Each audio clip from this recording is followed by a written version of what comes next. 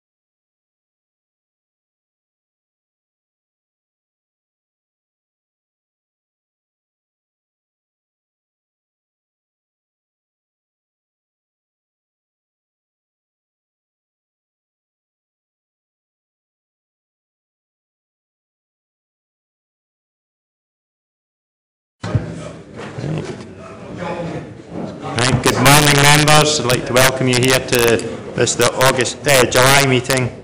August, I'm thinking about my holidays. July meeting of full council. We have two important items of business to deal with, including hopefully finalising the next stage of the LDP and the report from the Chief Executive setting out the progress we have made in delivering the Council's priorities over the first year of this Council and providing the Chief Executive's look forward at the issues facing the Council in the year ahead. Item 1 is Sederunt and apologies. Mr Haswell. Thank you, Leader. I have a number of apologies. Councillor Lever, Councillor Stitt, Councillor McCutcheon, Councillor Martin, Councillor Witts and Councillor Geddes. There are 41 members present, Leader. We'll move on to item 2, declarations of interest. I understand that members have received a briefing from the monitoring officer regarding declarations of interest with specific reference to the local development plan representations. In light of this, I would ask that if there are any declarations of interest, just the way I usually work, I'll start from the left-hand side and work round. I'll start with myself. I did mark them down. Under issue 2, 3 and 21, I'm a member of the Crichton Trust. However, these are policy decisions and I feel that I would stay in for those items. Under item 20, I'm a non-executive director of the NHS. As such, I feel under item 20 I would leave the room for that one. And 21 and 22, I was trying to remember the acronym. I think it's SOSEF. It's part of the Scottish Enterprise.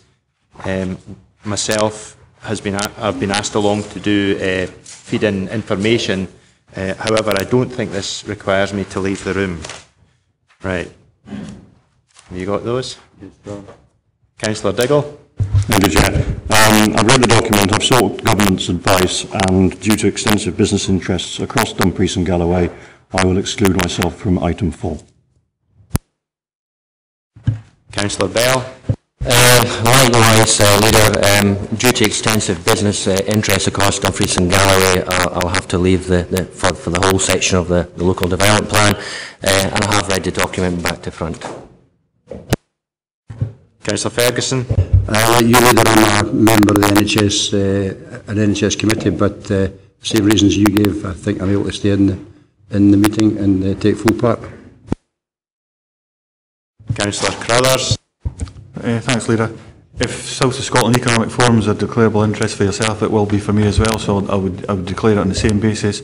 Nothing in regards to the development plan itself, but the representations I noticed, I've got a relation there, has put a representation in. I wouldn't make any comment whatsoever on that, so that's as much. I don't think if that's declarable or not, what it is, but I did pick up on that one thing. Mr. Haswell, just clarify that one. Councillor Crothers, are you saying that a direct relative of yours has made a representation about a specific issue, or is it a general issue? No, it's a specific, and it's, yep.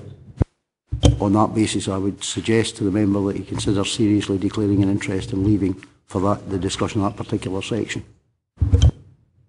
Yep, okay, I mean, I'll come to it at that point when it comes up and say take further advice. I don't think I'll have to, but I'll take further advice because I've no reason to change of any feelings towards changing what's been recommended as within the plan. Councillor McGregor. Thank you, Chair. I have a familial interest in one of the sites in, pardon me, issue number 20, and I will leave the room for that section of the report. Councillor Davidson. Thank you, Leader. Item 4, issue 11, page 152 for reference, a submission by the Nith District Salmon Fishery Board, of which I'm a member, appointed by Nithsdale Area Committee, but the nature of the interest is such that I do not intend to leave. Councillor Gilroy.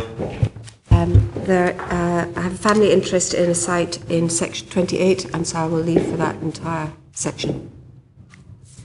Councillor Peacock. Thank you, Chair. I declare an interest in the basis that I have received a neighbour notification for one of the particular sites within the development plan on issue 17, and I will not take any part in the discussion on that site. Councillor Nicholl. Yeah, I have a non-pecuniary interest in number 0108-006 in section 23. Do you plan to stay in or leave the room for that? I'll sit in and say nothing. Councillor Maitland. I've lost it, but with respect to... I take it you have a reference in the agenda. I've lost it, but I've got a personal interest in the Heath Hall representation made by my husband on the Heath Hall College site, so I will leave for that section. I think that's identifiable. And I too am a trustee of the Crichton Trust. Councillor Nicholson. Northern site, reference to 152.011 West of Justin Road. I'm a neighbour, so I won't be taking part in that. Councillor Dykes. I have been advised similarly to Councillor Diggle and Councillor Bell, and I will be leaving for the whole of item 4. Councillor Forster.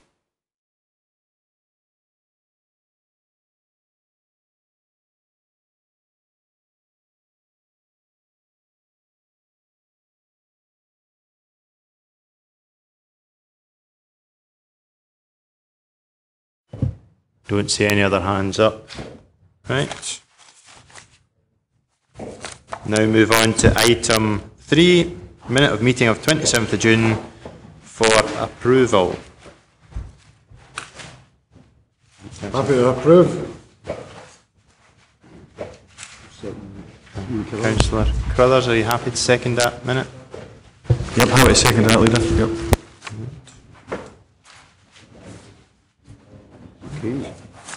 We'll now move on to item 4, local development plan representations, Port Director of Plan Environmental Service. Straight to the members. Right. The purpose of this report is to enable the Council to progress to the next stages in taking forward the proposed local development plan. Representations to examination in accordance with the Planning, etc. Scotland Act 2006. The Council is required to prepare a new local development plan and to review this plan every 5 years. The target for adopting the new plan is the end of 2013. The proposed plan was endorsed at the Council meeting on 29th of November 2012 as a basis for public consultation, and supporting supplementary guidance was subsequently agreed by the PHE Committee on 15th of January 2013. We've reached an important milestone with this report. With such an important document, it is important to let people have their say. There has been a large response to the public consultation on the proposed LDP, with 1,141 representations having been received. It will not be possible to resolve all of the issues raised, and therefore an LDP examination will be required by the Scottish Government reporter to progress the LDP to adoption. The layout of Appendix 1 reflects the requirements for the LDP examination. It is for members today to consider the representations received and agree the Council's recommended response. I am sure all members will wish to ensure that full consideration is given to the plan today, and specifically consider the representations received. With this in mind, it would be my intention that we go through each of the 30 sections one at a time, so as to ensure appropriate member input is achieved. Before proceeding to the debate, I would ask if officers have anything else to add to the report, or they are happy to address the issues as they arise. Mr. Rogers. Chair, thank you. I think the report is fairly self-explanatory, and we'd be happy to assist Council with responding to any specific issues or questions that arise.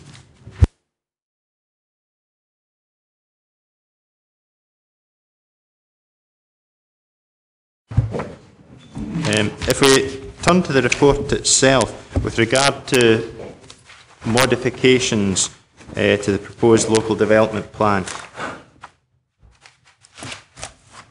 when you read through some of the minor ones that you're proposing, it says you're happy for the reporter to amend them. What sort of reassurance can you give members that the reporter will amend them, and will they be included? Just for my own sort of consideration, you know, there's some in there that I think should be reported. Are we actually saying to the reporter they should be amended, or are we leaving it to the reporter to actually make that amendment? Chair, thank you. Yes, as you say, there is actually a considerable list of minor amendments that we are proposing to the reporter. Approximately 120 changes that we are recommending to the reporter be made to the plan as a result of comments made by a wide range of representatives. I would like to think that given the relatively minor nature of these changes, and given the Council as planning authorities support for these changes, I would like to think that the reporter will carry those through into recommended changes to the plan. But that is a matter for him or her. But I'm confident that those changes would be translated into recommendations. Councillor Peacock. Thank you, Leader. I'm very concerned that this consultation process has just been a governance issue for the planning authority. It's a process that they had to undertake.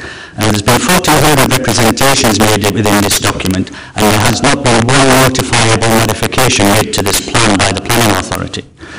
I feel that the reason for this is rather feeble, in that rather than delay the plan and make justified modifications, the authority has chosen not to hold up the entire process, and therefore not to consider the consultation. Every representative must be angered by the contempt shown to them by the authority, and it is possible that complaints could be made to the government on this process.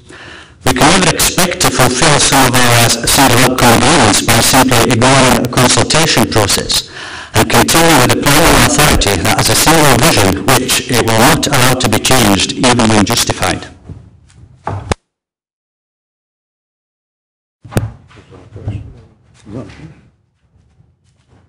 That more a statement than a question, I think. Yeah. Councillor Crowers. I suppose he's coming back to your point. What's the difference between a minor and a major variation? And how do we apply that? What is a minor variation? What is a major in here? And what effect does that have thereafter? Mr. Rogers. Well, Chair, the legislation uses the word significant in terms of determining what is a minor or a major modification. There is further guidance that's been issued by Scottish Government which indicates that significant changes either to policies within the plan or changes to allocated sites would be considered as notifiable changes. In other words, they would be considered as significant changes. The importance of that distinction is that if the Council wished to proceed on the basis of making notifiable changes, then we would have to go back to the consultation stage once more and redo the neighbour notification process in connection with those major changes. If I could maybe address the comments that were made previously by Councillor Peacock, it's really to remind members that this consultation process that we've just been through is in fact the fourth round of public engagement that we've carried out in relation to the development and evolution of the plan, starting with the call for sites process that we went through, followed up by the publication of main issues report. We then followed that by doing an additional non-statutory consultation process around the recommended and alternative development sites together with the draft new planning policies, and the outcomes of those consultations all fed into the development of the proposed plan. So this is essentially the culmination of an ongoing engagement process which is very much in line with Scottish Government requirements for us to carry out such widespread and wide-ranging engagement. The recommendations that are contained in the report are very much based on a technical assessment and appraisal that has been done of every single point of representation that has been made to us, and the reasons that are contained within the report relate to those planning and technical considerations, and that is what's behind the recommendations on each individual site, rather than a consideration of whether or not we want to put the matter back to a further round of public consultation. Councillor Maitland. Thank you very much.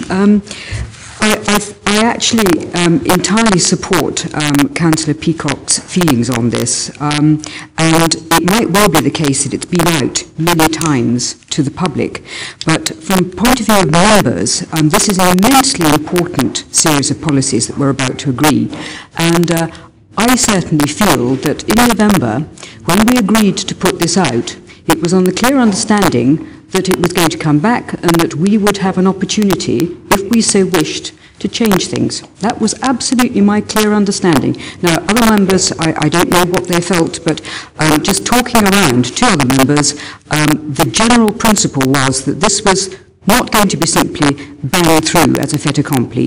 This was a chance for us to have our input. Now, if that's not what other members thought, then so be it. But I certainly took from that November meeting that members, as democratic representatives, would have an opportunity to put their stamp upon this document. And if it takes another 6 months, then so be it. I'm happy to hear what the implications are of another 6 months, but if that's the case, then so be it. Mr. Rogers, the implications of a further 6 months, is that? Chair, certainly it was always the intention that this report would be brought back to full council, and this indeed is members' opportunity now to have their say on the final content of the plan before it goes forward in terms of how we respond to the various representations that have been made to us. The implications of choosing to go down a path of making substantial or notifiable modifications would be to add between 6 and 9 months onto the process as we move from here towards the adoption of the plan. Something else for members to bear in mind in that respect is that there are a number of sites within the plan, approximately 100 sites proposed within the plan that have attracted no objections or representations. So all of those sites would also be held up by that 6 to 9 month process. As we move towards final adoption of the plan, we can start to give more and more weight to the plan in terms of taking planning decisions. But if we go back and have to go round this additional 9 months, then clearly we're putting that opportunity further back for us to actually start using this as a working day-to-day document for making planning decisions. Just a point of clarity, if we were to go through the plan today and we weren't minded to change any of the ones that haven't actually received representations, would they not then have a level of weight that would put them then further up the actual planning process? Because I remember when we went through draft plan for the structure plan back in '99 and local plans, as the plan progressed, it gained more weight so you could use them. So would it actually hold them up, or could you use it as a material consideration? Chair, my advice would be that we would not be able to use it as a material consideration, because if we were to go back out to consultation, the regulations require us to reconsult on the entire plan. So we cannot pick out a few changes and modifications that we want to consult on and leave the rest of the plan to progress. We actually have to put the entire thing back out to public consultation and neighbour notification, and of course that gives the opportunity for further representations and objections to be raised, not only in regard to any modifications that council might choose to make, but also to the rest of the plan. Some people may have missed an opportunity to comment on a site and take that chance to lodge an objection. So it would be unsafe for us to start to use any element of the plan if we decide to go round the public consultation route once more. Councillor McClung. Yeah, thanks, Leader. Just clarification on something. If a site has been in a previous version of the plan but didn't make it into the plan that was given to us in November, would that site already have been through the neighbour notification system?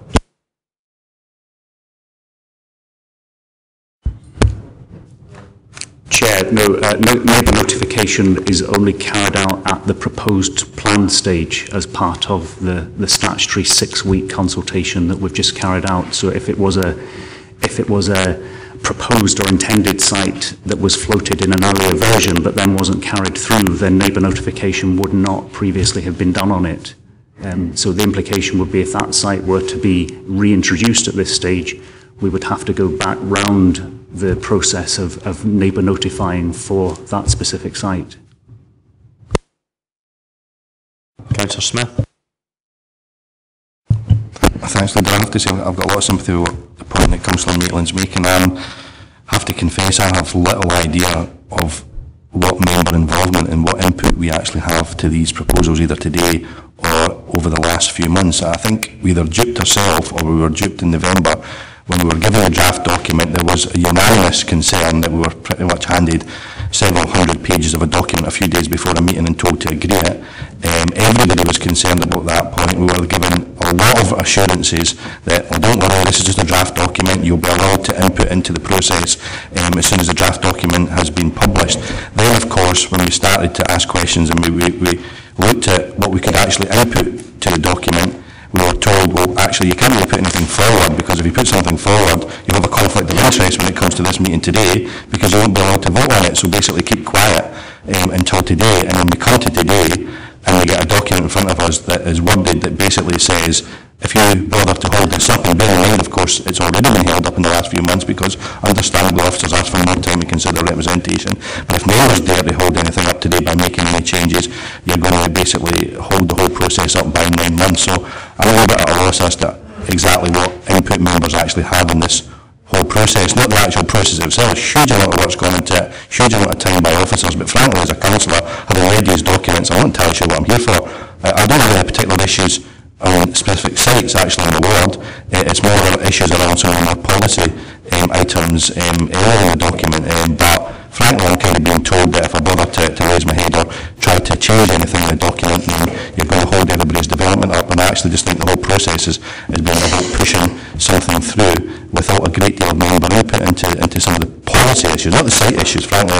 These are something that board members will deal with as and when, but the actual policy issues, I'm really not entirely clear what input councillors in this room have actually ever had to the actual policy development as we've gone through, despite the tremendous amount of work that has gone into the document today. Councillor Dick. Thanks, Chair. I just wanted to ask Mr Rogers, just so I'm clear about what he was saying about implications. If I understood you correctly, there were two things. First of all, development of various sites, if this were to be put back 69 months, could also be put back. The likelihood is it would hold up development. And the second point that I understand from what you said is that if it goes out for another round of consultation, it could invoke fresh objections. So you could actually have a situation at the next time that we consider the document when we're picking up on objections which weren't there before. So you go through the whole cycle again. Is that a correct assessment? Chair, yes, that is correct. Councillor McCoughtry. Thanks, Chair. Can you just get this clarified once and for all? If we accept the recommendations today, everything's hunky-dory and it goes to the next stage. If we try and make one amendment to anything here, everything's held up for 6 months. Is that what's being said? Mr Rogers. Chair, no, just for clarification, because that is an important point, that's not what's being said. There are two levels of changes that could be made to this document. One level is changes what are called, that are referred to as non-notifiable. In other words, minor changes to content of the plan, to policies, to policy wording. The other would constitute notifiable or major changes, in other words, taking a complete site out or adding a complete site in, or chopping a site in half, or taking a policy out or adding a new policy in. They would constitute notifiable changes, and it's only the notifiable changes that would trigger this need to go back round the full consultation process.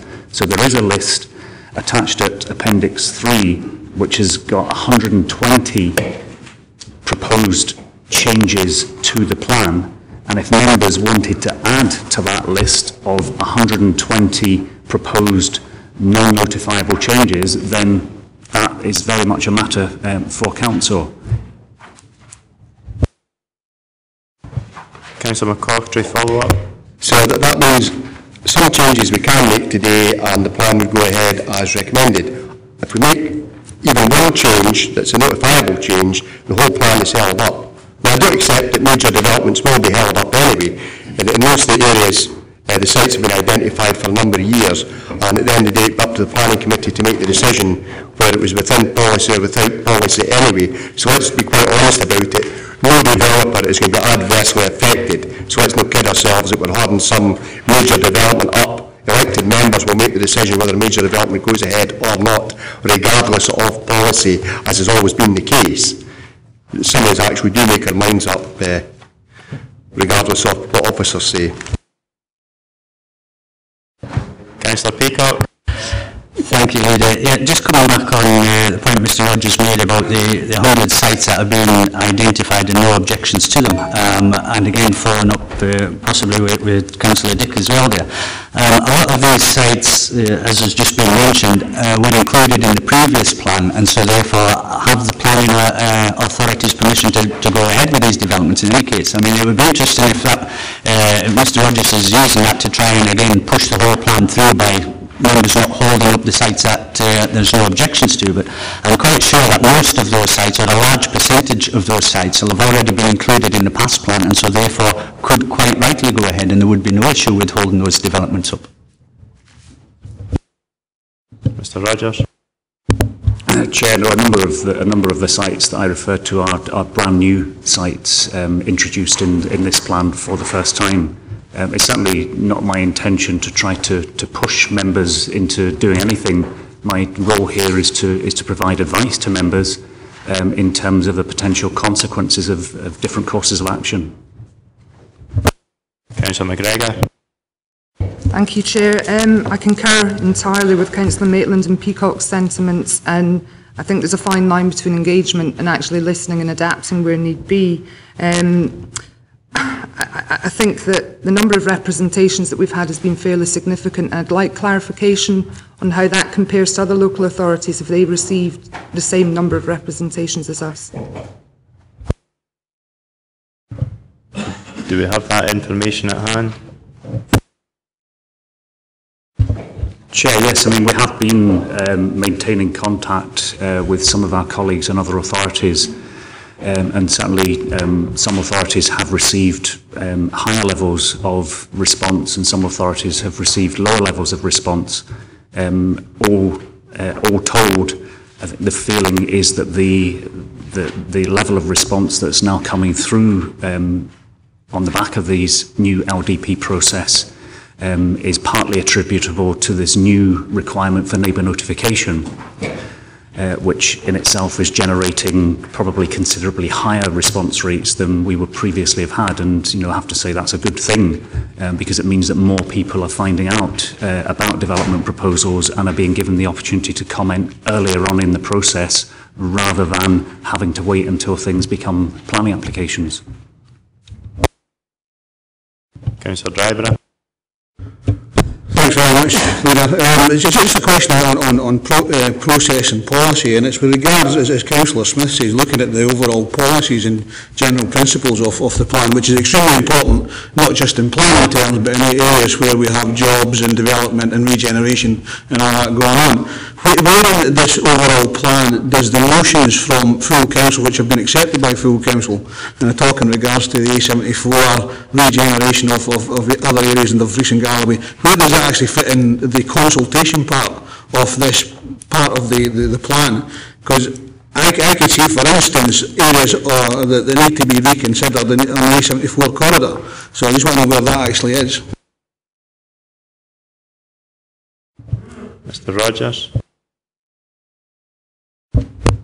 Chair, the plan contains an economic strategy as part of its overall approach to new development, and is very firmly embedded in the whole concept of promoting sustainable economic growth for this region, very much in line with Scottish Government planning policy.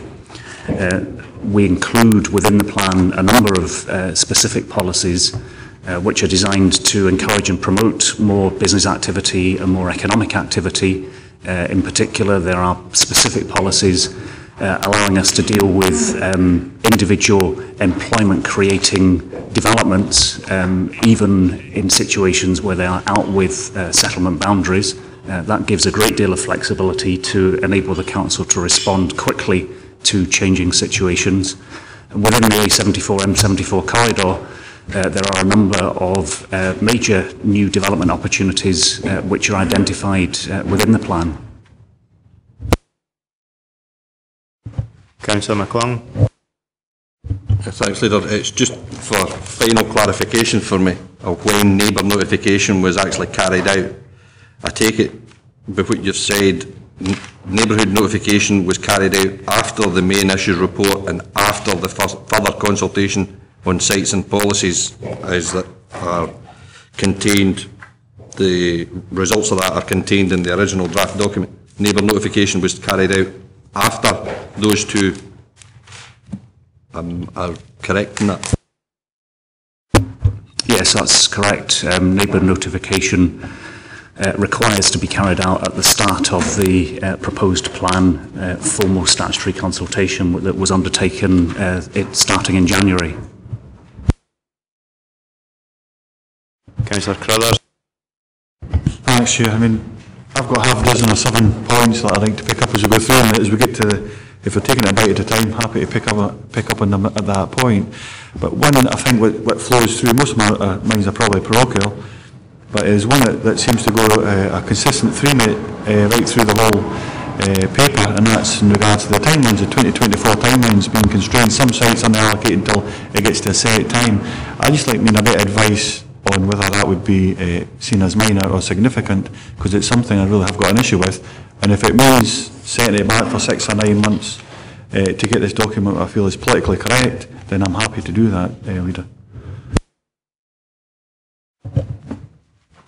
Mr Rogers, is that deemed a significant change bringing it forward, or is it deemed a minor change? Chair, I think we would have to advise on the specific proposal. In general terms, the approach in the plan is to identify a sufficient housing land supply for the immediate 5-year period. We go one step beyond that, though, in terms of trying to provide some certainty both to developers, landowners and local communities by identifying sites which are suitable for longer-term development. One of the reasons that they are allocated in the longer term is that a number of them involve overcoming significant constraints. So it's to give developers and landowners the opportunity to start work on addressing those constraints for the longer term. And Councillor Dick. Thanks, Chair. For me, the point that Councillor McCarthy made is fundamental. Regardless of what we agree with in this is not tablets of stone. It's a guidance document, and it doesn't stop the planning committee, and never will, from making decisions or exceptions to policy. And that's, as I say, is fundamental for me. The other thing is regarding consultation from, or the opportunity for consultation from councillors. If I could recall correctly, we got this document several months ago and said we hadn't had enough time to look at it. Have we not had all that time in between now and then to have actually gone and made representations?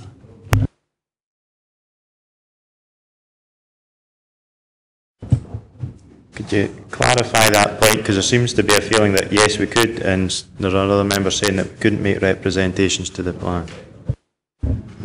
I think the issue around representations is that by making a formal representation to the plan, then an individual member would become a party to the plan and therefore would be unable to take part in the decision-making process, and that was the advice that was given. Councillor Dryburgh. Thank you. Just going back to the point that Councillor Carr's made on the timeline and things like that.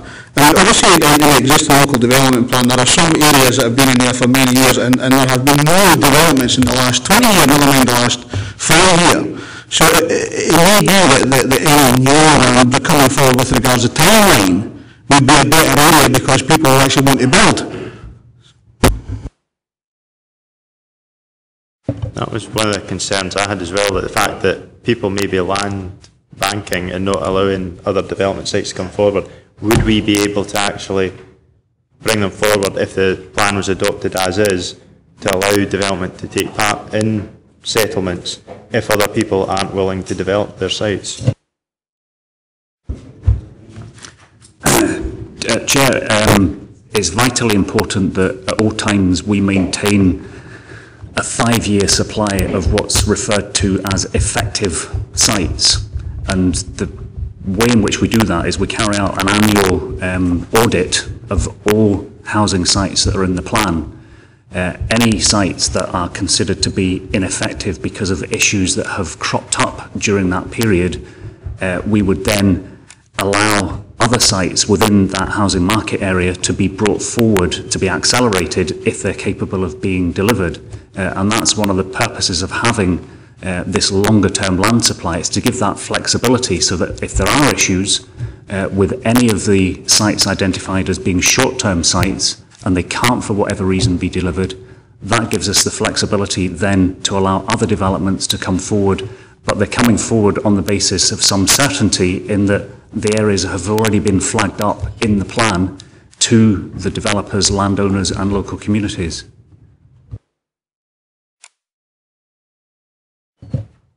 There seems to be a slight bit of confusion as to whether we have to do it today, whether we should be looking at it. Would members like a recess of half an hour to maybe sit down and just actually get their heads round what the implications are today?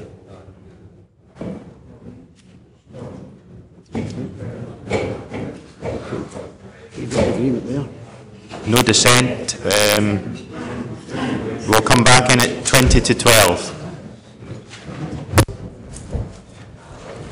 I think it was quite evident from the questions that were raised earlier on that there is some concerns over input members have had to actually framing some of this document. What I would propose is that we might actually look to defer this item for a period of possibly a couple of months, with coming back in late September to a special full council. There seems to be issues that maybe members would like to discuss where we could have a seminar. It might take 2 days because it's quite a big document that we have to go through, so we might need to set 2 days aside to look at this and to fully understand any of the issues that we have concerns with, to bring it back. I don't know if we could actually then make comments rather than representations that would help the officers. Mr. Haswell? Thanks, Leader. Yeah, I think obviously it's quite difficult if members are commenting in the meeting to determine exactly what the comments are. I think it would be very helpful if individual members and or groups could put their comments in writing, and these are not representations, they are comments. If you put it in writing, it's just the same as saying it in this room. It's a comment, not representation, and give them to the Chief Planning Officer, and the Chief Planning Officer can actually look at them in advance of further member debate, and at least at that point we can determine whether the comments are a material variation or a significant variation or not. So I think it would also be helpful if either individual members and or groups could give written comment as well as holding the seminars. It may be that you want to put the comments in after the seminars, or in fact it might be better if they were before the seminars, and that would inform issues that would be raised at the seminar to get more member involvement in it. But I think that so, Chairman, if there's nobody disagreeing with you, you're deferring this. We'll fix a meeting towards the end of September. We'll get 2 days set aside in the diary for a seminar for all members, and we'll get written representations. Written comments, sorry. Councillor Thompson, then Councillor McCoughtry. Thank you, Chair. Could I just ask then about this special meeting that you're proposing? Will it be a single item meeting? I think with the volume of the documentation, yes, it will be a single item meeting to discuss the local development plan. And I will hopefully have it on record so that there is nothing slipped on the agenda. Mr. Haswell. Councillor Thompson. Could I just ask that, for the proposed seminar, which may take 2 days, that all members make every effort to attend so that we're all in possession of the same information before this special meeting? I think your point's very well made, and I hope every member will make that effort to turn up to the seminar on the local development plan. Councillor McCoughtry. Yeah, it was on that very point. Is there a need to have a seminar on the actual general policies? Could that not just be a council meeting and determine the policies on that day?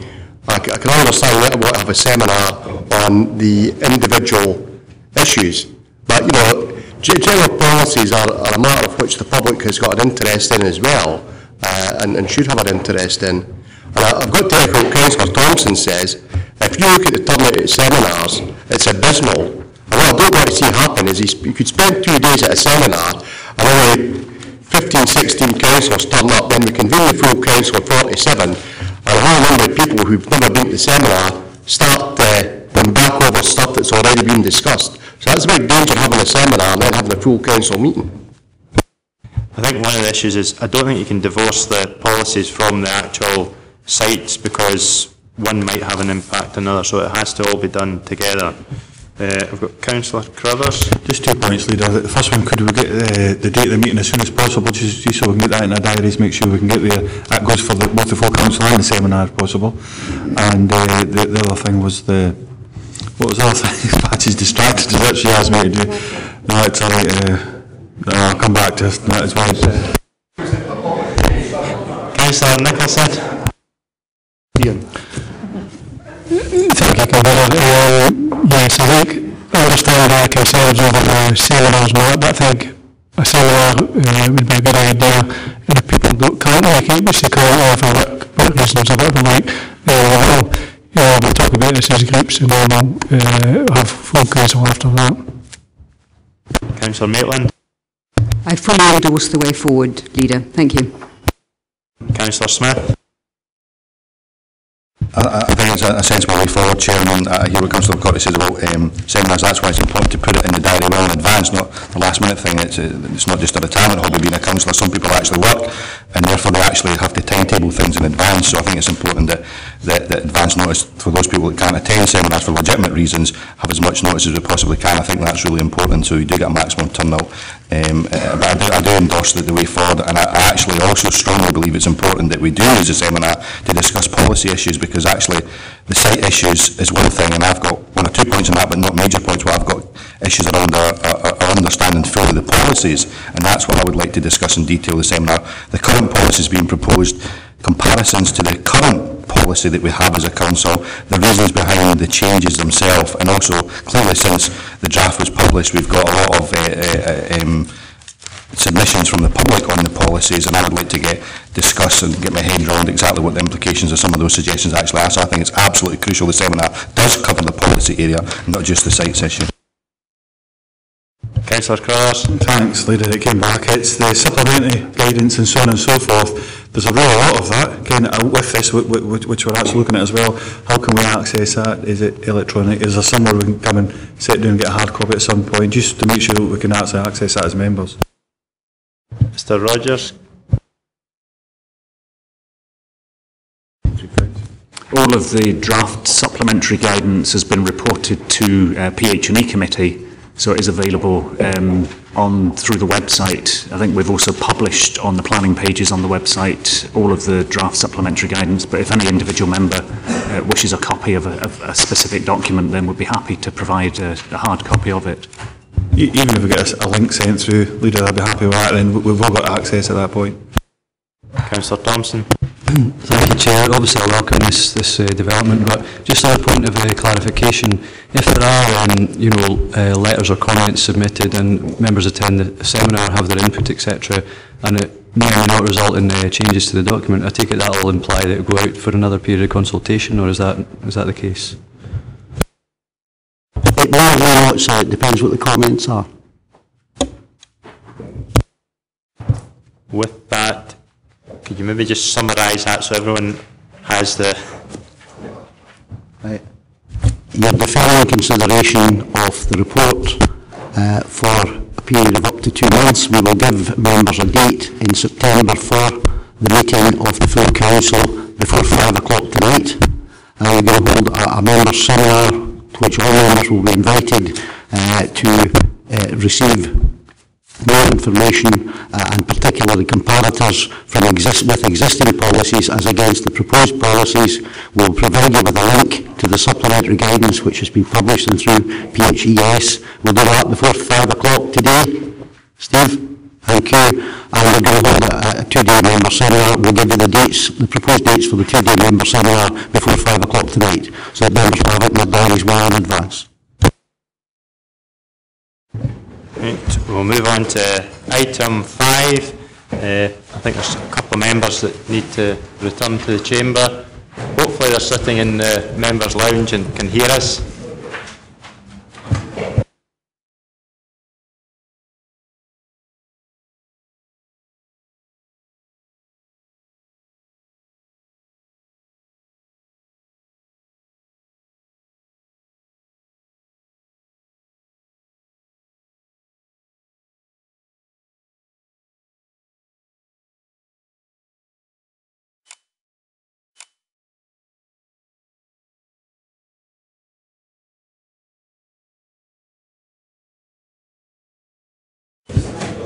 I thought you'd change your mind.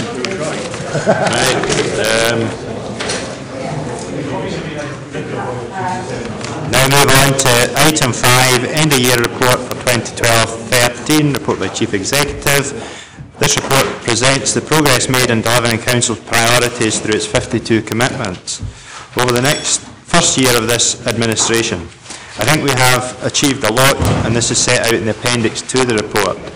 I'm now going to ask the Chief Executive to speak to his report and provide his summary look forward at the major issues facing the Council in the next and indeed future years. Chief Executive. Thank you, Leader. As you said, my report is structured into 3 sections. Appendix 1 includes a report on the delivery of our Council's priorities and commitments, which does not represent everything that the Council does, but is the priority commitments agreed by the Council, draws on the relevant information from the business plans which have recently been reported to all relevant committees. I'm also conscious that not all members are on every committee, so officers are available to answer any further questions that individual members may have. In the second section, I highlight significant developments in projects and forthcoming legislative change which will need to be considered by elected members during the course of this Council. And a couple of the legislative changes in the Children's Bill and Health and Social Care will have major implications on service delivery. But by no means are all the new challenges or opportunities, as sometimes described, stand alone. They need to be considered in the context of ongoing significant reductions in our funding, and of course, indeed, now the increasing certainty that not all of the challenges placed upon the Council will be fully funded. In the past, we have been quite used to dealing with many elements, particularly of legislative change, coming forward fully funded. But as we saw with impact service welfare reform, etc., and moving forward, that's no longer a certainty, which will indeed require even more radical prioritisation. Now, at the end, I update members on interim arrangements that are put in place within CCS to ensure business continuity until members take the final decision following reports of the subcommittee on structural matters. I think the key for me that we have moved forward through the last year, but certainly looking across the next 2 years, there is great uncertainty, and finance is one, and a particular one, as we move beyond perhaps 2014 into 2015-16 as to what funding would be available to support local government through that period, and of course would then be subject to both Westminster and Scottish Government elections, and I'm sure there'll be more legislative change arising from both those and moving forward. But the final thing I'd want to say that there has been enormous effort, because over the last 2 to 3 years the staff numbers have reduced and posts have reduced in the Council, which has meant an increasing effort from our frontline staff and indeed all staff and in partner organisations to meet what is, in particular, like a demographic change, and has been discussed more recently in social work, increasing demands on our lifeline services at a time when our funding is going in the opposite direction. So I'd want to highlight the significant work of staff, particularly over the last 12 months, in moving forward for many of the department's periods of change. So happy to take any questions, and officer colleagues are available to answer any questions in detail in the performance report. Councillor McKay. Thanks, Leader. I think it makes quite interesting reading, and we're making progress in some areas. But can I ask you 2 or 3 questions on the first one's on the continuing scourge of youth unemployment. This Council a few years ago made a decision that regarding our looked after children, that we would ensure, where requested, that looked after children would be guaranteed an interview for a job, given that we're recruiting apprentices, I would assume, in that area. How many looked after youngsters were trained for that interview? How many took part in the interview? How many were, say, successful? Because I think that's a very important part of our job in here as councillors. These looked after children are our responsibility. We're never told what's happening with them or anything. In fact, I was looking through a previous council computer that I've got at home, and I found a paper in there where we asked for 6 monthly reports on what was happening with looked after children and what they were doing. And to date, I don't think we've received, I'm certainly going back more than 6 months, I don't think we've received that report yet. The other one is regarding CLD, Community Learning and Development. There are no courses, well, my information I got is up to date as yesterday, was that no CLD courses have been run this year, this financial year, in North West Dumfries. And that has a great effect on a great number of people.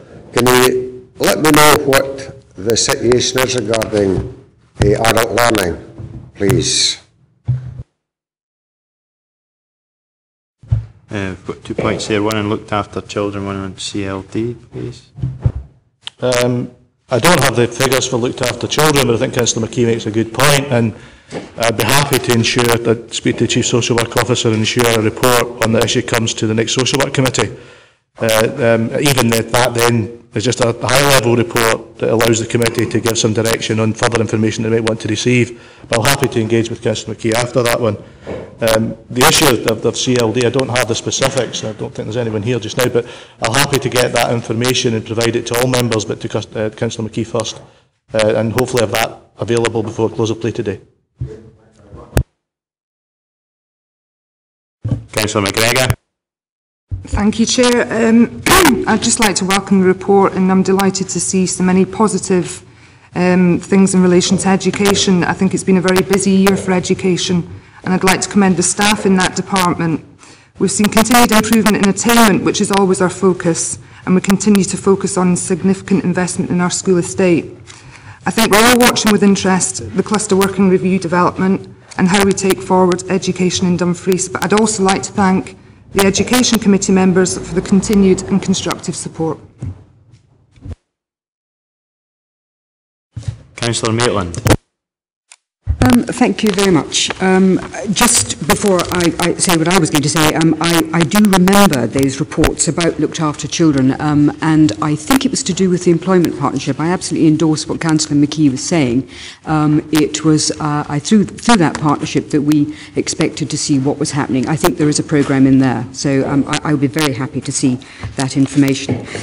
What I was going to ask about and really sort of point out is the Chief Executive talks in his Look Forward section about various issues, particularly I'm interested in bullet point 7, which is the integration of adult health and social care. Literally just today, stacked up on our desk was the ABB book, which I flipped open because I wanted to see, for the purposes of today's planning meeting, what the changes are with respect to provision of high intensive care packages. The answer is that between 2010 and 2012, they've gone up by 20%, from 800 to 1,000. This is a serious, there is no doubt about it, there is a really serious issue here, and the quicker that we get and the more impetus we put on the health and social care integration agenda leader, I think the better. And so I was really going to ask the Chief Executive about the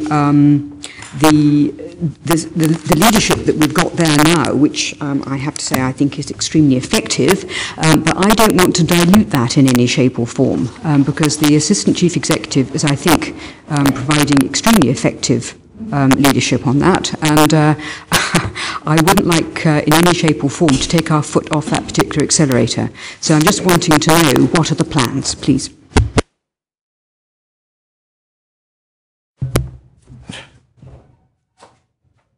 I think that, it's fair to say to members that and particularly those in the Health and Social Care Partnership, that there is no disagreement amongst officers in the health service or in the council on the shape of delivery. That must be based on localities, and indeed the evidence coming from the Dumfries hub shows the strength of the joint teams at the front end. I think where we members of the City Health Social Care Partnership will recognise this, where we have a bit of difficulty is in the operating model. The legislation as it stands offers two options, neither of which particularly fit Dumfries and Galloway, where we've been very used to working together. So one being a lead agency model in which we would just transfer everything and a sort of contract across to lead agency, either to health ourselves, but invariably it would be to health, or another is where we set up a separate corporate body. And I think the last thing that public services need, particularly in an area like Dumfries and Galloway, is another corporate body to service.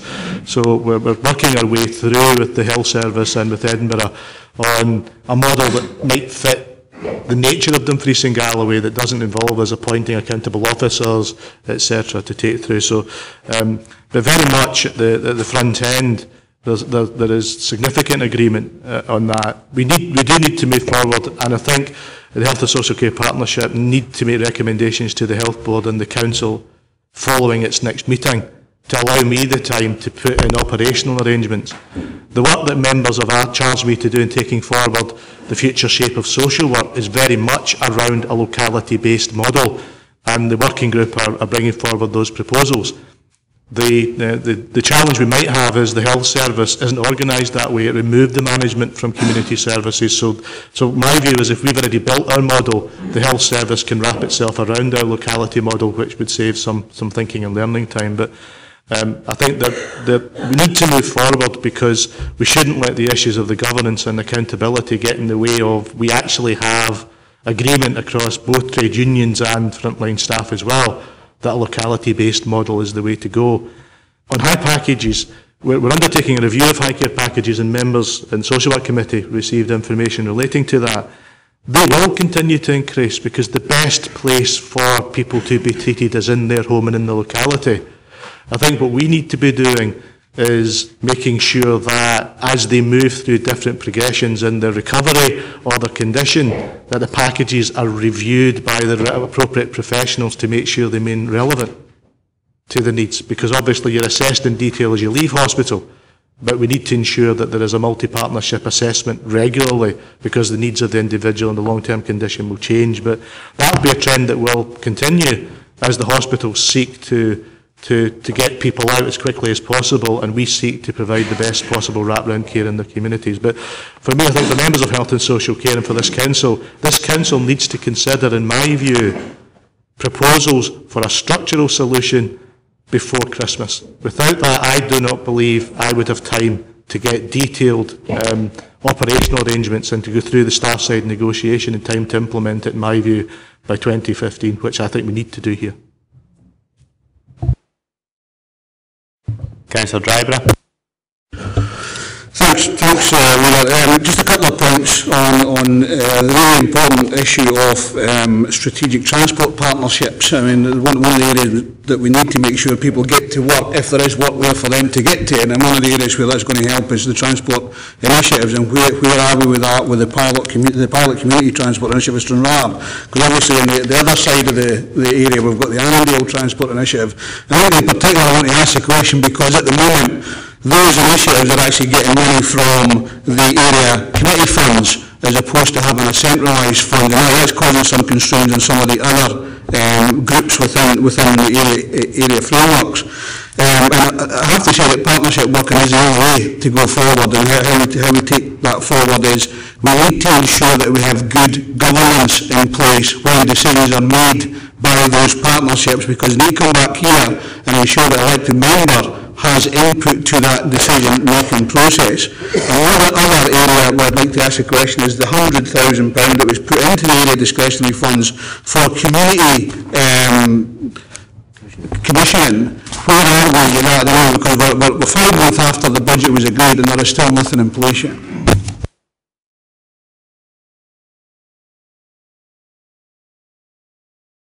I think, Leader, I'd probably ask Mr Speedy to take the first one, and perhaps Mr Barker could update Councillor Dryborough on the second one.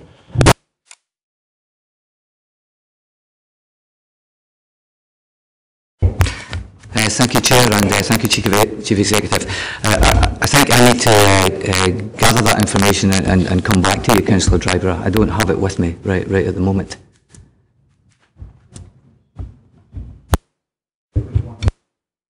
The first question? Yeah, on the transport one, yeah. The 100,000 for community commissioning, the lead department on that is Community and Customer Services. At the moment, in partnership with my own department, we're working on the framework for the delivery of a number of pilots across the region.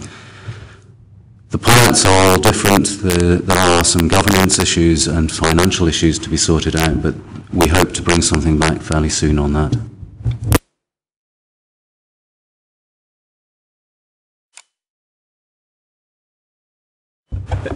Mr. Speedy said he'd have to go and get that information. I remember two years ago or so, it was going to be a review of all the transport. It was a big issue for us, the ATI and all that.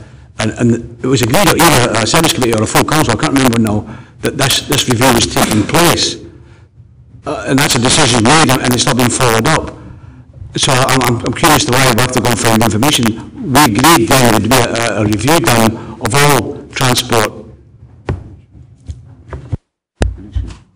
Chair, if I could just answer that there was a full and total route and branch review of all public transport we carried out in preparation for the let of the new contracts in parallel with Sederunt, and that involved both local public transport and school transport. So there was a full route and branch review, and I think that contributed towards the tenders coming back in at a price the council and Sederunt could afford. So that was comprehensive. The likes of the ATI and the community transport, that's all very much part of a Rural Transport Solutions project which is ongoing. And again, I can update you separately about that. I know it would be important to not only members in the East region, but members right across. If it can go to all members as opposed to just those that are asking the questions, that would be good. Councillor Nicholson. Thank you, Gary. I've got to say, I understand the purpose of this glossy report. As a council, we have a performance framework where performance reports are made to service area committees, and we have a certain local agreement that's supposed to cover our council priorities or with our community partners. We have yet another report. I do appreciate that for the audit score of the report of the council, we had to do a lot of box ticking in relation to performance reporting, but I do think we're in danger of another kind of this. At a time we're cutting staff for libraries and customer services due to funding cuts, I suspect that the people will find it a bit perverse that we're actually paying staff to produce these glossy documents. It appears like a PR exercise and there's nothing to the reports that we already receive in performance. There's also no pretense whatsoever to have any balance within the report. How can you have a glossy performance report that talks about employment being a council priority, yet not mention that this council has axed 1,200 jobs since 2007 with more to come? How can you have a glossy report that mentions protecting the most vulnerable but fail to even refer to the current budget issues within the social services? How can we have any report of the work of the council without even mention the fact that we will have to cut a budget by £30 million over the next 2 years? If we want to waste taxpayers' money by producing glossy PR reports, at the very least we should show some level of impartiality. There's 3 areas in particular that any balance report card in the council would conclude could do better or fail. The first of this is welfare reform. There's no doubt that will lead up to changes such as the building tax. The impact of welfare reform was not a priority for either the senior management team of the council or this administration. We are pleased that we are catching up. The administration adopted the recommendations from the Leader Group on mitigating against the damage of the UK government's attacks on the most vulnerable, but there's still far more work to do. Secondly, there is an issue of unemployment. I am disappointed that in last year's budget the administration chose to ignore the Labour Group's proposal to expand the apprenticeship scheme. With the jobs crisis in the region, the employment count for people 18 to 24 in Dumfries and Galloway of 8.5%. That's 1,000 local youngsters, a rate way above the UK average of 6.2%. Pretty simply, the council along with the increasingly ineffective enterprise company are simply not doing enough to tackle this crisis. It should be a number one priority. Thirdly, there was a scandal of low pay. Last week, during a debate at Policy and Resources Committee, the the deputy leader said tackle low pay was a council priority, yet it doesn't even feature in the list of council priorities. The average weekly wage in Dumfries and Galloway is £400 a week. Its 4-year cost here is 3 years running, and as the lowest in Scotland, it's £197 less than the UK average. The loss of high-paid manufacturing jobs are not being replaced and being replaced with low-paid jobs is turning our region into the low-paid capital of Scotland. If we have a proper debate each year on the Council's priorities, part of what should be assessing whether these priorities should change, not just an opportunity to pat ourselves on the back and see everything's fine when people across our region watch their services being axed and their living standard falling.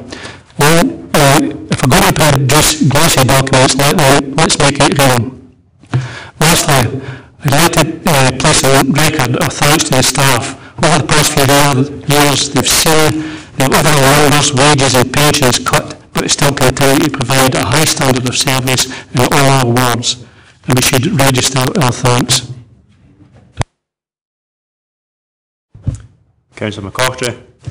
Thank you, Chairman. Just to follow on from that, I think that we shouldn't forget 1,200 folk have lost their job in this authority in the last 5 years. But apart from that, the disposable income these people had has affected the wider community, because these people would have spent their take-home pay in local shops and businesses. They're about to embark on another series of cuts, which will probably let another 1,000 jobs be lost, another £10–15 million taken out of the local economy, and that should not be forgotten. Things are hunky-dory. It might well be at the centre here, but there's certain services creaking at the seams, and the public can't get a service. I'll give you a simple example. We've got loads of football pitches in Dumfries. Football teams go to book them. They can't play on the pitches because they won't pay the money, or should I say the department won't pay the money for folk to open the changing rooms. I've had a guys for the amateur league at me because they can't get football matches paid, because the dressing rooms cannot be accessed because they won't pay the money to employ somebody to open up the dressing rooms. Now this is plainly ridiculous. We've got a management system there, and yet we can't open up facilities to let the public use them. It's crazy. And we hope when Mr Haswell transfers across to this department, he takes a look at the management structure there and how we're coping with giving the public the service they require, because the public should be paramount in providing the service. They should not be told you can't play in football pitches because when we get in we open up the dressing rooms. That's absolutely ludicrous. Councillor Thompson. Thank you, Chair. On the issue of Dumfries Learning Town, is it the intention that this council will make a decision just weeks after make a decision in January, which will be just weeks after the business cases are presented? And if that is so, how does that allow for any form of public consultation?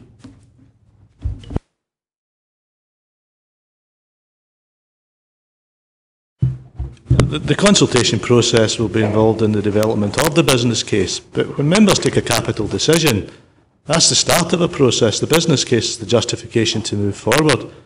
How that then would be applied would be taken forward. But the timetable for the process has been agreed by committee, that the committee would then make representations back to full council in the way forward. And at that point, any further consultation, there are statutory consultation processes that have to be followed in relation to the school development, and I'm sure Mr Grant would be able to tell you, but it does fall under the consultation around significant change in school closure. So there will be formal statutory consultation processes built in to the development of the case, and that was included in the timetable that went to the Education Committee. So it's not a consultation process that we would put in place. There is a statutory formal process we have to go through in the next few months.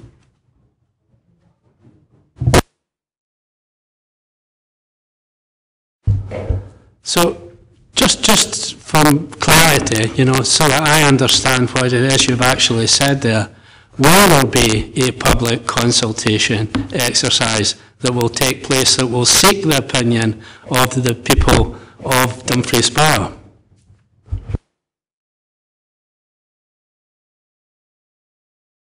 Mr Grant.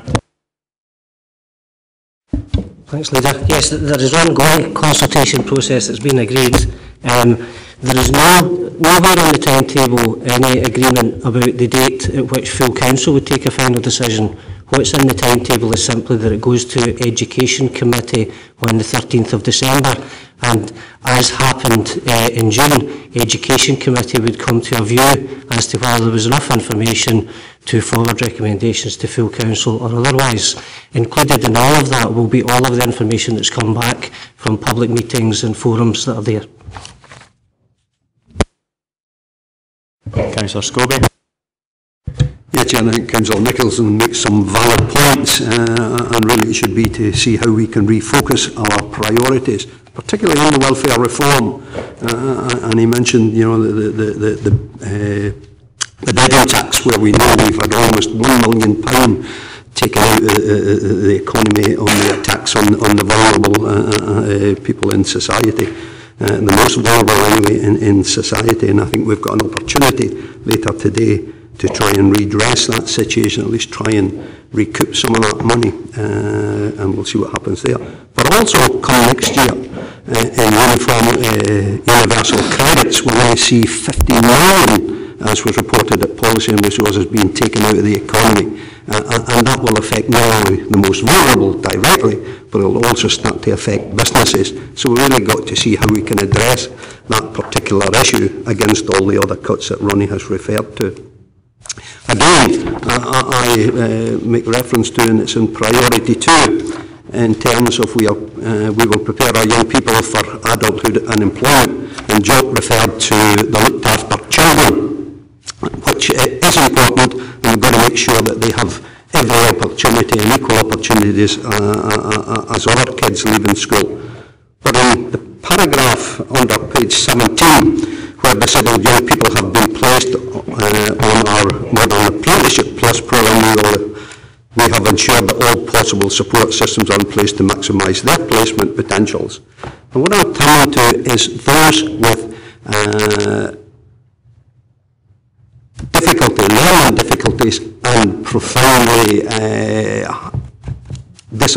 disabilities, and whether indeed we are putting enough priority. I say this as much as I have raised it at social work, and this covers social work and education in terms of Stranraer, and a scheme that has been well on the stalks, or at least for some considerable time, and that's the Stay Apart project, the gardening project, where there is opportunity, where young people with learning difficulties and who are severely disabled could have the opportunity of employment through a market garden scheme at Stay Apart and so forth and so on.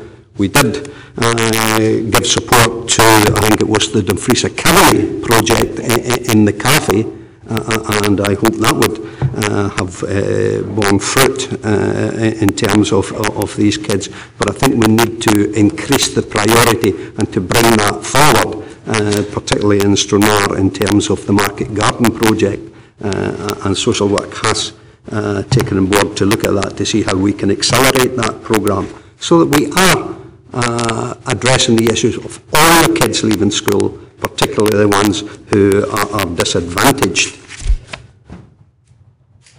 If I turn to priority 3, Chair, and it's the one where we will care for our older and vulnerable people, and while we have a carer strategy, I think the performance in this one is running to something like 14% of the carers who are actually assessed in terms of their needs. And I think it's a priority we've got to look at to try and increase the performance in terms of the assessed needs of the carers, who equally, on many occasions, are getting older along with the ones that they are caring for.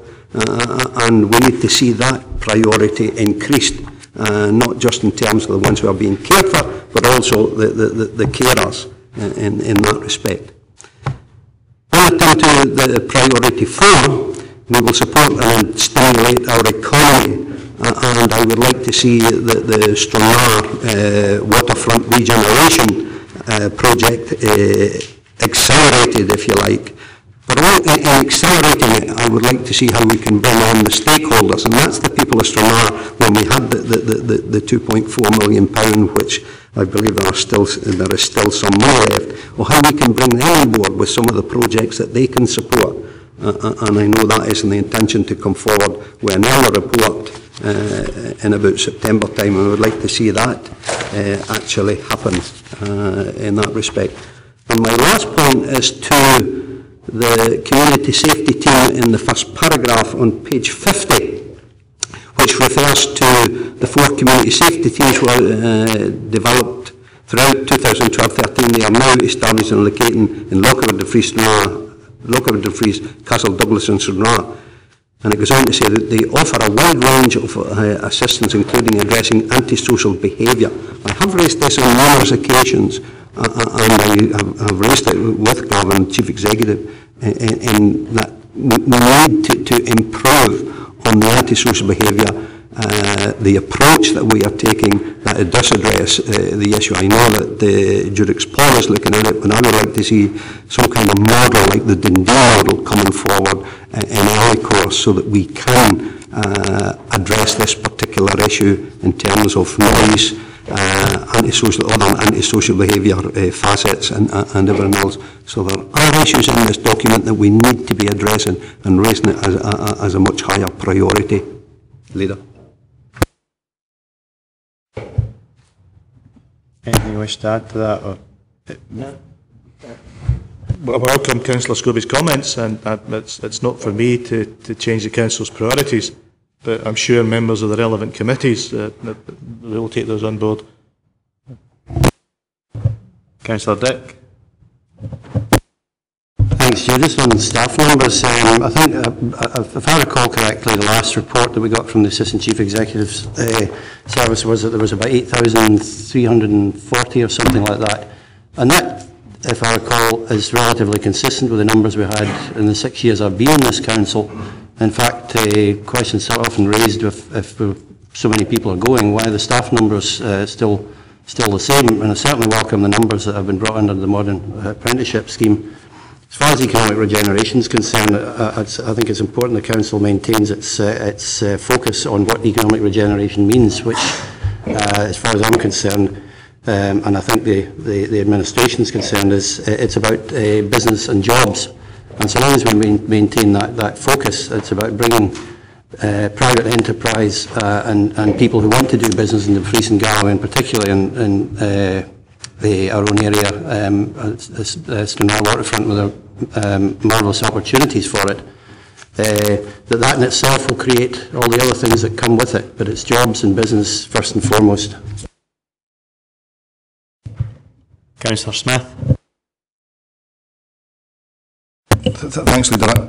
I want to focus on the budget, but first of all, I want to come back on some of the, I think, conflicting answers we've been given on the issue of the Dumfries Lending Tunnel. I'm completely confused by the process. That the Chief Executive said that the decision on the timetable has actually been agreed. Well, actually, what was agreed by Education Committee is that a report will come to the Education Committee in December, and that's the only part of the timetable that's actually been agreed, and there's been no decision in relation to when a decision will be taken by full council on the way forward, if in fact that is the process, and that appears to be what Mr Grant is actually saying. However, if you go to the Dumfries and Galloway Council Learning Town website, it actually says that the business case will be published in December 2013. There will then be a statutory consultation process between January 2014 and June 2014, and then the full council will sign off the statutory consultation process in June 2014. And that's what it says on the council website, and I have no idea who made that decision, but somebody appears to have done that somewhere.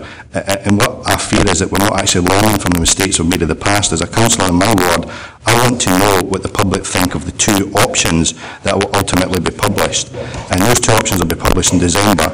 It seems to me that there is a move towards trying to publish those proposals just before Christmas in December, when everybody is busy with everything else, and then trying to get a quick fire decision by full council immediately after Christmas. And what we need to be doing is actually finding out what the public think of the two options on the table. There'll be discussions as those options are developed, but what we need to know is what do the public think of option 1 and option 2? What's the preferred way forward that the people of Dumfries actually want to see? And we're not doing anything to actually assess that, and you can only assess that if you take a reasonable amount of time between the publication of the business case and making a final decision. And I really worry that we're getting conflicting answers here, and certainly there's a conflict of information on the council's own website.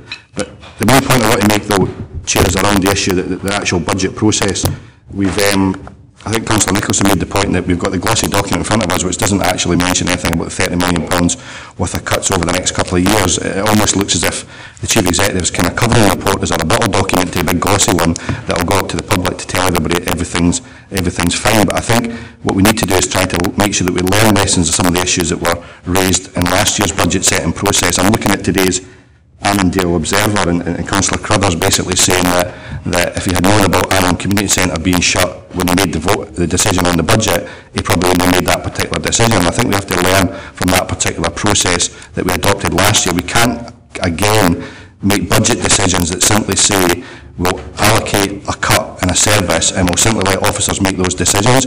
As councillors, we're elected to make decisions, and if you can't make tough decisions, you shouldn't be a councillor. And we should be the ones making those difficult decisions, not passing the buck and then afterwards saying, oh well, we made a mistake there.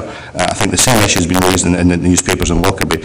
We should know exactly what savings are going to be made, and we should make decisions based on the actual savings, not the pretend ones, and then go out to the public and say something else. I think Mr Barker's answer to Councillor Ogilvy's comments in relation to the cut in discretionary funding for area committees also highlights yet another mistake in the budget process last year, namely that we make a change in the budget but we don't think it through before that change is actually put forward, and as a result we're 4, 5, 6 months into the financial year and we still don't know exactly what that means in terms of the budget. So, you know, if we're going to put forward proposals, they should be put forward well in advance of the actual budget, and I think we need to learn that particular lesson itself. And if, finally, in Councillor Beck's point, if he thinks that this council's actually not reduced staffing by about 1,200 since 2007, then I'm quite happy to forward him the figures that the council's own personnel department actually provided.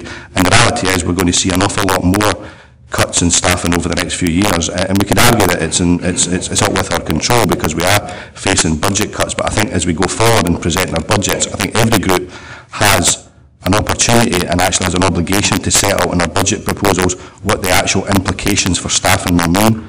And I think that we should all be taking a position that reducing staffing should be seen as a last resort. And I think we should set out entirely in our budgets, and I would challenge other groups to do the same, what exactly will be the implications of your budget when it comes to staffing numbers. And I think that's important we set that out, because it is an unemployment crisis this region's facing, as Councillor Nicholson said, and as a council we've got a real role to play in trying to mitigate against that. Councillor Collins. Thank you, Leader. This report clearly demonstrates the progress this administration is making with the priorities and commitments we agreed last year. We're only a year into the life of this council, but so far progress has been good, and I'm confident that both what we are delivering and the rate at which our priorities and commitments are being delivered will continue to increase over the next 4 years. Even though these are difficult times, our council is continuing to invest in the future, with new schools for Lamb and Dalbeattie, development work on specialist and residential education provision for the region, and the working up of detailed plans for the Dumfries Learning Town. We are continuing to invest in modern apprenticeships and our graduate employment scheme. As Strategic Housing Authority, we have been highly successful working in partnership with our local registered social landlords in attracting Scottish Government finance for affordable housing for the region. As an authority which was quick to realise the need to support and fund the rollout of next generation broadband, we stand to gain significantly, and it is now estimated that 95% of the region's homes and businesses will benefit, a 15% improvement on the previous best case scenario. There is no question that we face significant challenges in the future, the integration of adult health and social care, tackling the problem of youth employment, helping vulnerable people navigate their way through the changes brought about by welfare reform, capitalising on national events such as the 2014 Commonwealth Games. All of these require our Council to have clear strategic vision, political leadership and strong officer support. They remain huge challenges, but based on our progress over the past year, I am confident this Council is better placed to meet those challenges than it ever has been before. A progress report is meaningless without credit being given where it is due most. So I want in closing to pay particular tribute to our staff.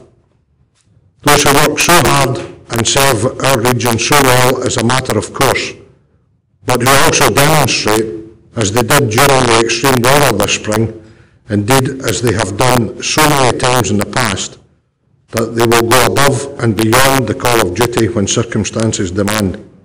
I regard this report as a credit to their efforts, but it is also only the beginning, and I know this administration will see that progress continue and accelerate over the next 4 years. Thank you. Councillor Wood. Thank you, Leader. We've had a few people speaking about the vulnerable. We've heard about budget squeeze and also welfare reform. Throughout all of this, it's our volunteers that do support and help our local communities more than so many others. What I would like to ask our Chief Exec is about DG Third Sector First. As we know, they have been brought together. They are now the body that will hopefully take forward our volunteers within Third Sector. We as a council continue to contribute towards that, and therefore very much strong partnerships within that unit. Can the Chief Exec assure us that we will get regular updates and monitoring on the outcomes of this new body, and will we be able to influence the way it goes forward? Absolutely. The Chief Executive Third Sector First has been asked to join the executive group along with the local police commander, myself, the college principal and the Chief Executive of the Health Service to ensure that the work of the body is actually aligned to the priorities of a region. We will need to bring a report back, as I've said to members previously, on the impact of the first year. Third Sector First has been a long time in gestation, and there are difficulties. But certainly over the last couple of months, taking forward work in Langham, the Third Sector First, about pulling the bodies together, work that is currently being undertaken around credit unions by the organisation, again has come from conversations and discussions with other senior colleagues. So certainly would look to bring forward a progress report at the end of the year on what has been achieved in relation to their own business plan and consideration by this council of the business plan of the organisation going forward, so members are able to comment and influence before it's implemented. That would also involve consideration of the assessment undertaken by the Scottish Government, who are the major funder of the organisation, and make sure that is available to all members in advance of us committing the money in the 1st of April the following year. So I'm happy to provide members with an update report and perhaps a timetable of where that all sits, but certainly to take it forward. But certainly over the last month or two, certainly been able to ensure that a couple of the strategic pieces of work of that organisation are focused onto our priorities. Councillor Maitland. Thank you for letting me back in. That was kind of you. I feel I'm in danger of getting between members and the corporate sandwich, so I will be relatively quick. Look, somebody talked about 1,200 staff having gone. A lot of those went with an early retirement and a voluntary severance package, and frankly, we should recognise that that was probably a very good thing, a very good way of dealing with our particular pressures and problems. After all, in many instances, it led into getting a new cohort of teachers, which I think was a first-class thing we did. I cannot resist it. I have resisted it over the last 3 or 4 months, but the coat trading exercise of suggesting that the welfare reform issue has not been looked at is nonsense. A year ago, we set up a member officer working group, I am not totally convinced that the party that is making such play of not having done anything about it actually participated in that group. I think that's a question we might ask. The third issue is that I think there are things which are going well. Of course there are challenges. Everybody has got challenges. The challenges are set out in this particular report. But we also have tremendous engagement by the public in the planning process. Look at how many of them took part of it today. We have an extremely healthy democracy. We've got an incredibly exciting and looked at national curricular change going on. And I don't actually think people should underestimate the attention that is being paid to us as a council for being truly innovative, for making the curriculum truly relevant and exciting to our young people. The opportunity we have is simply staggering. However it is engaged in, and I accept that there are issues about public engagement, but the process and the actual thing that we're doing there must not get muddled up. The end game is absolutely amazing for this region. I think also, actually, just as independents, we should say that the Modern Apprentice scheme, we're spending $5 million, I think, over 5 years on the Modern Apprentice scheme. That's a good thing to be doing, as Councillor Collins pointed out. So, although I do understand that members are anxious, look, it's not a disaster. We have not got a disastrous situation here, and I think I echo the other leaders' sentiments with respect to thanking the staff at this stage in the year, and frankly, Leader, onwards and upwards. Councillor McCoftry. Thank you. Just for the delectation and education of both Councillor Dick and Councillor Maitland, the facts are that in May 2007, this authority employed 8,400 people. As of April this year, it employed 7,200. I got these figures from Mr. Clarkin as a result of a query that was raised by a member of the public. So we have lost 1,200 full-time equivalent in the workforce, and that's a tremendous amount of money to lose out the local economy. I heard what Councillor Maitland said about early retirement and voluntary severance. It's all very well to think early retirement and voluntary severance are folk who are happy to go. That is not the case. When I came back onto this council 2 years ago, I was well aware that certain well-respected officers who provided a damn good service to the public and this council had gone, and they didn't go happily. They're virtually told, look, you've been here a long time, you're going to get your maximum pension, you'll be better off away. We have lost some damn good people who could have still been here doing a good job to the public. And to say that the service hasn't suffered as a result of the loss of these people is patently untrue. I highlighted one minor case with football pitches. There are other cases and other services where the public are not getting anything like the service from officers that they were a number of years ago. So I do commend those officers who are left, who are providing the service to the public, but they are struggling at times as a result of the cuts we have imposed upon them. So let's not forget that. We shouldn't be patting ourselves on the back as a council that we've lost 1,200 employees and kid ourselves that we're still providing the same level of service. If it was not for the forbearance of some members of staff, by putting in extra effort, we really would be creaking at the seams. Well, thank members for that. I think one of the things that we have to realise is last year, round about this time, we set our priorities. This is a year-end report as to how this council has moved those forward, and that's apparent that there are some that are slightly behind time. There's one or two projects that haven't just got off the blocks yet, but the vast majority of what this council set as a direction of travel is being delivered, and over the next 4 years, hopefully those services will carry on as they are being delivered and taking forward the priorities of this council. I think what we will find is that over that time, there's no one here can tell us where we will be in 4 years' time.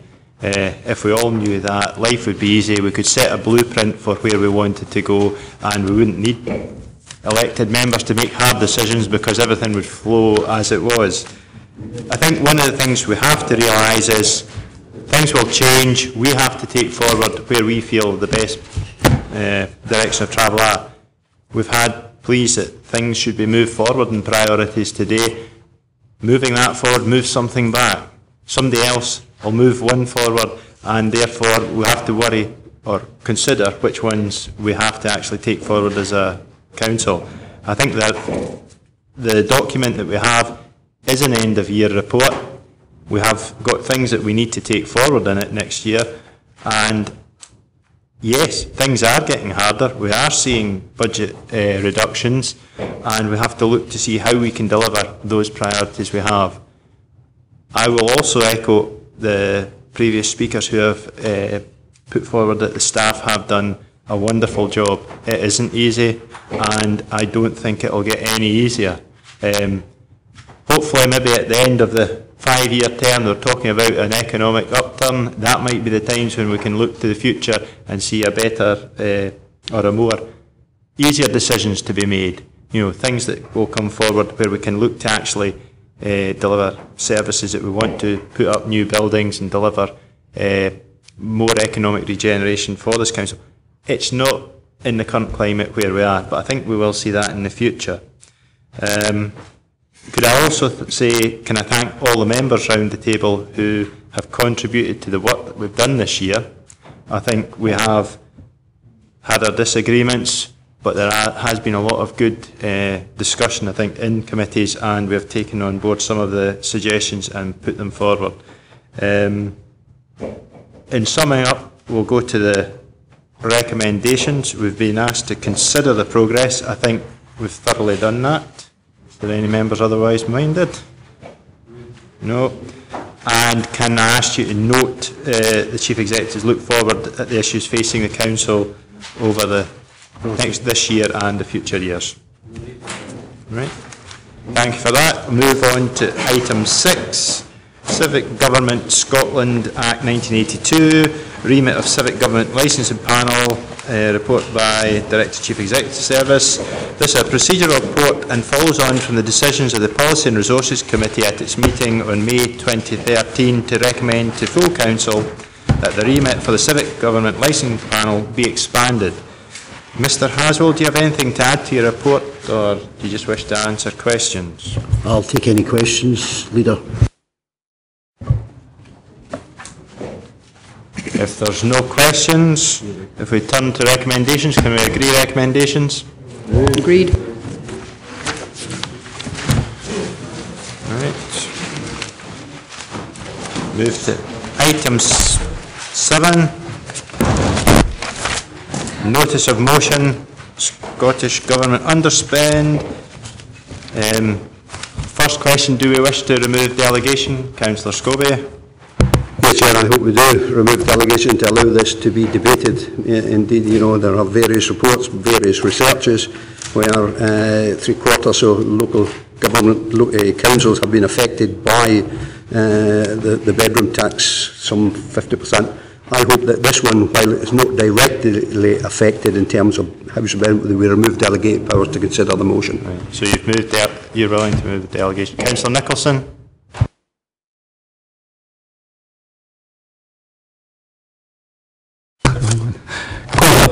Delegation to discuss it. Right, well, I think we should allow the Welfare Reform Subcommittee to actually do its work. I think it's done quite well, so I would move that we do not remove delegation at this stage. Councillor Crothers. Happy to second that, Chair. I think I would agree with your sentiments entirely. Welfare Reform Ad Hoc Subcommittee doing a fantastic job. I'll leave it to them. Mr Haswell, we have a procedural motion.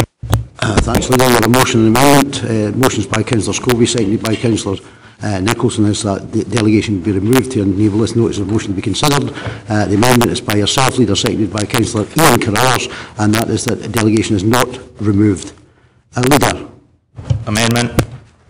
Councillor Collins. Amendment. Councillor Bell. Amendment. Councillor Blake. Amendment. Councillor Brody. Amendment. Councillor Ian Carruthers. Amendment. Councillor Carmen Carruthers. Amendment. Councillor Carson. Amendment. Councillor Davidson. Amendment. Councillor Dempster. Councillor Dick. Not present, sorry. Councillor Diggle. Amendment. Councillor Barbara. Motion. Councillor Dykes. Councillor Ferguson. Amendment. Councillor Foster. Motion. Councillor Galloway. Amendment. Provost Gunn. Amendment. Councillor Young. Amendment. Councillor McCrotchery. Motion. Councillor McClung. Amendment. Councillor McComb. Motion. Councillor McCutcheon is not present. Councillor McGregor. Amendment. Councillor McKee. Motion. Councillor Maitland. Amendment. Councillor Mill. Amendment. Councillor Marshall. Motion. Councillor Nicholson. Motion. Councillor Nichol. Amendment. Councillor Ogilvie. Motion. Councillor Peacock. Motion. Councillor Prentice. Councillor Scobie. Motion. Councillor Smith. Councillor Syme. Motion. Councillor Graham Tate is not present. Sorry, my apologies, sir. Councillor Stephen Thompson. Amendment. Councillor Ted Thompson. Motion. Councillor Tuckfield. Amendment. Councillor Wood. Amendment. Councillor Wiper. Amendment.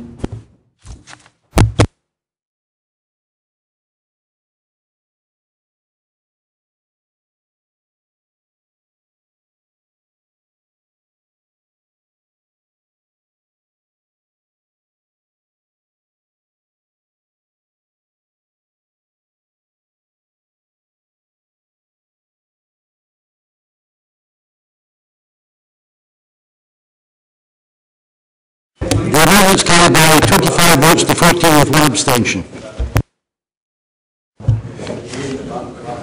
Move on to item 8, minutes for approval. Noting, minutes have been circulated in a separate volume. I have received one question relating to the minute of the ad hoc subcommittee on welfare reform of the 11th of June 2013 from Councillor Scobie, and in accordance with standing orders, this will be answered by the Deputy Leader as Chair of the subcommittee.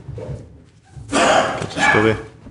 Yeah, Chair, I've asked the question whether the Council will hold me to its position in terms of no evictions in Dumfries and Galloway and to be pursuing that. Perhaps I should have asked the question, has the Council decided not to go down the road of no evictions in Dumfries and Galloway, as indeed is the case with many of the councils, and I believe 9 SNP, but it seems to be different here. However, Chair, my question is asked if that could be answered, if we would be holding to the principle of no evictions in Dumfries and Galloway.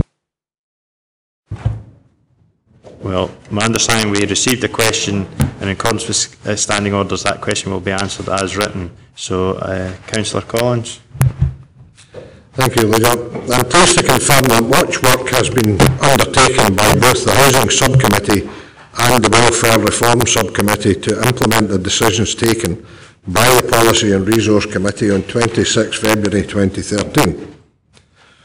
The decision taken in relation to evictions was to receive a report on the, I quote, work on engaging with the region's registered social landlords to develop a policy commitment not to evict tenants who fell into rent arrears because of the so-called bedroom tax, unquote. The matter was thereafter discussed at the Housing Subcommittee on the 25th of April. At that meeting, it was reported and made clear to the Subcommittee that the Council had no direct remit to adopt a policy of non-eviction, as it has no housing stock. It was also reported that the RSLs were not adopting blanket non-eviction policies for so-called bedroom tax arrears. The response of the Housing Subcommittee was that the Council did not support the Registered Social Landlords policy of not applying a blanket policy, do not pursue evictions due to the so-called bedroom tax, and to advise Registered Social Landlords of the response to the Government Law petition. Recognising the potential implications to this authority on the homeless issues as a result of welfare reform.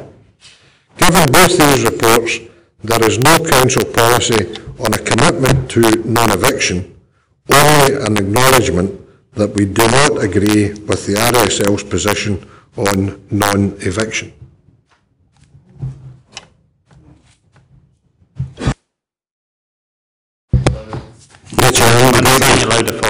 Absolutely, supplementary, Chair. I'm grateful for the explanation that's read by the Deputy Leader, I am not clear whether the council has. I thought it had a no eviction policy, but we'll come forward. And I'm sure you will accept the motion in coming forward for no eviction within Dumfries and Galloway. Just ask for you to clarify that. Right, with that we have the minutes for approval.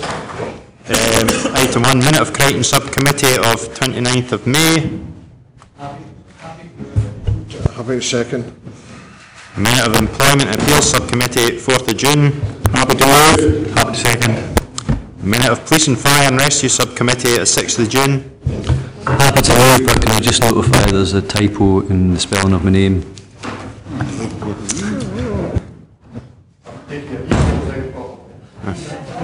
Have we a second? It's a spell checker.